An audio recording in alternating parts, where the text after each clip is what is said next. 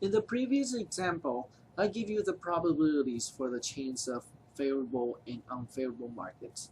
But in real life, these probabilities are usually estimated, which means they could be wrong. Oftentimes, we like to know how sensitive our results are to these probabilities.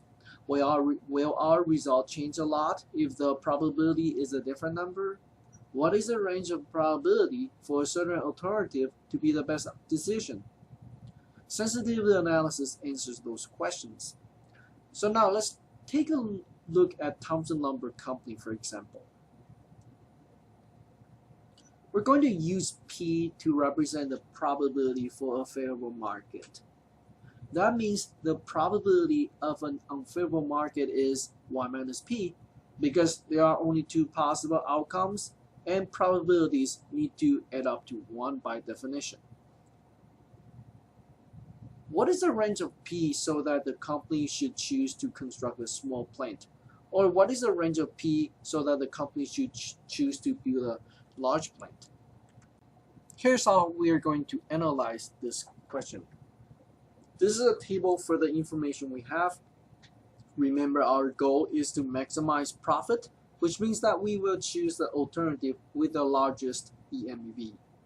So to find the optimal decision, we simply need to calculate EMV for each alternative, and then compare them, and then find out who is the largest one.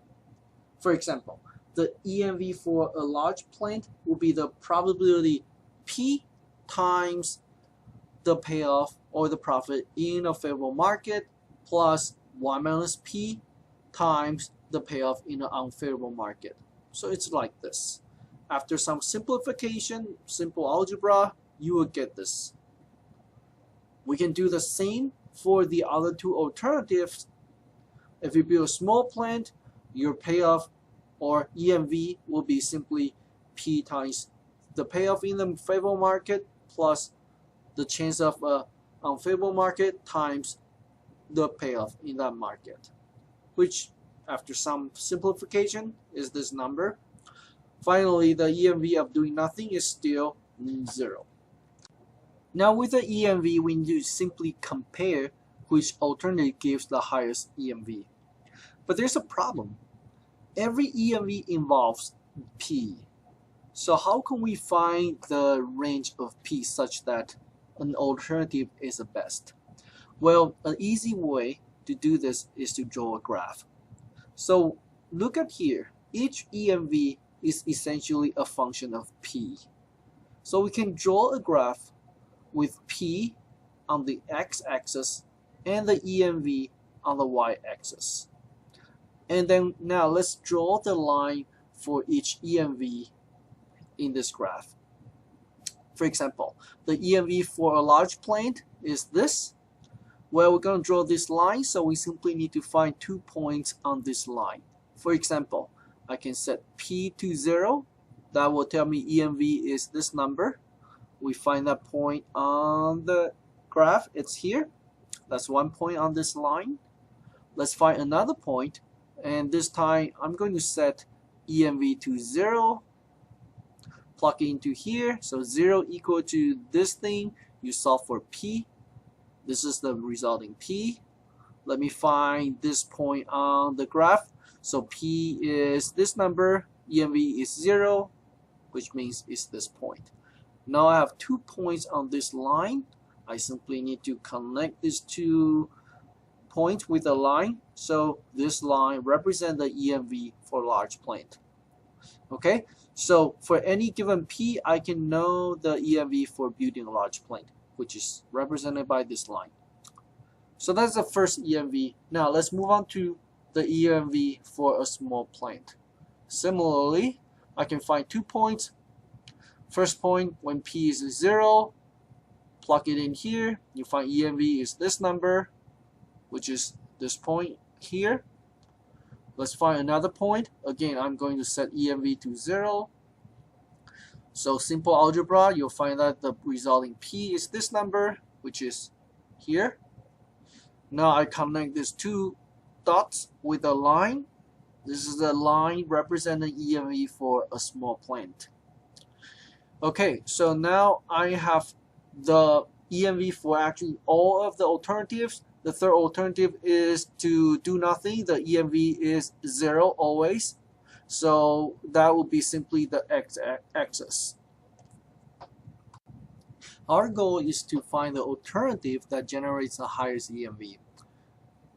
These three lines represent the EMV for building small plane, large plane, and do nothing. So all that we need to do now is for every p value, we're going to find out which line is the highest. For example, when p is between 0 and 0.167, apparently the x-axis itself is the highest line, which means that do nothing is the best decision in this range. When p is larger than 0.167, you find that building small plane has the highest EMV. So in this range, building a small plane is the optimal decision. When p is larger than somewhere over here, the EMV for a large plane is the highest. So building a large plane is the optimal decision in this range. Now all that we need to do is to find out what this point is. What is the probability where the EMV for large and small planes intersects. That's not hard. Well, we simply need to equate the EMV for these two alternatives, and that's like this. You solve for the p, it turns out to be 0.615.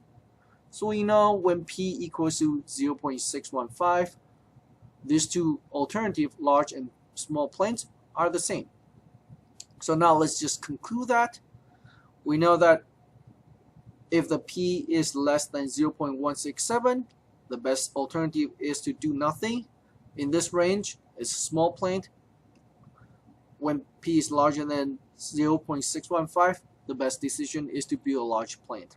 I want to remind you that when p equals to 0.167, actually the company is indifferent between do nothing and building a small plane.